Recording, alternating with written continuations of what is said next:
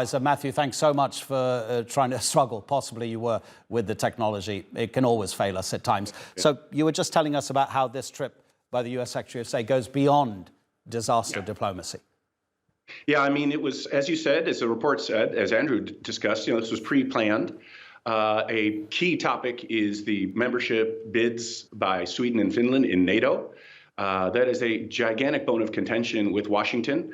And members of Congress are saying until or unless Turkey commits to accept and to ratify the NATO bids by both countries, that those members of Congress will oppose then the F-16 sale to Turkey, which was the key step proposed by Ankara to de-escalate the whole dispute over S-400s and F-35. So there's all that, those issues on the agenda. But of course, Turkey's role in trying to find a mediated way forward with regard to Russia's invasion of Ukraine, especially the grain deal, I'm sure was also a major topic. And one more point I'd like to make is in the back of Secretary Blinken's mind, of course, is his recollection of what happened in 1999 after that earthquake in Izmit. And I was working with him then, and I was in Istanbul on the day of the earthquake. And I recall how powerfully Turkey's relations with Greece improved when subsequently and unfortunately there was an earthquake in Greece. And that cooperation of one country helping the other with earthquake relief, Greece helping Turkey and then Turkey helping Greece, got Turkey-Greece relations on a very positive trajectory for several years, during which a lot of other diplomatic tensions were kind of pushed to the side. So I hope that's what's going to happen again this time. Yeah, do you expect it to happen? Because we've had the Greek foreign minister here, and clearly, the disagreements between Athens and Ankara are well documented, but there are so many countries helping Türkiye, which are almost reciprocal offers of assistance, because Türkiye is well known as a country that tries to assist wherever it can, however it can. So in terms of the bigger picture of a reset possibly, or a rethink of relations with other nations? Yeah, Adnan, I think that's inevitable. Exactly. Turkey's offered so much support to countries around the world, especially during the pandemic, the COVID pandemic.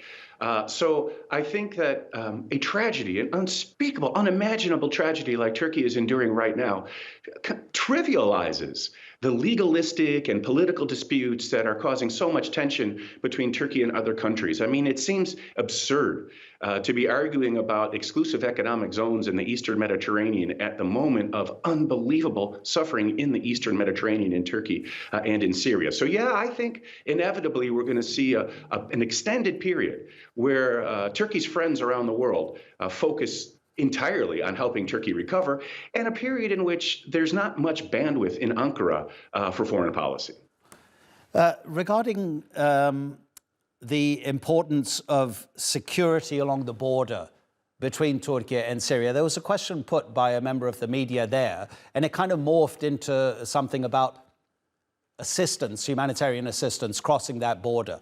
But the Turkish government has been very adamant and has repeatedly told its citizens, we will keep that border secure, because, of course, there's a great danger. Matthew, the thinking almost, the analysis has been now that Daesh has lost its caliphate, it's lost that territory that it had across Iraq and Syria. It may try to send individual or groups, small groups of operatives through that border to try to attack possibly other European countries. How much of a concern would that be for the Americans? Yeah, that would be a huge concern, of course, if there are flows of terrorist operatives into Turkey. And I think the whole question, though, is sort of missing the point. Even if Turkey decided, OK, we want to open more border crossings into northern Syria, there are United Nations Security Council resolutions that determine how many and which of those border crossings can be opened. Previously, there were 3 that could be open, and then Russia has vetoed keeping all 3 open and had only allowed 1 to be open.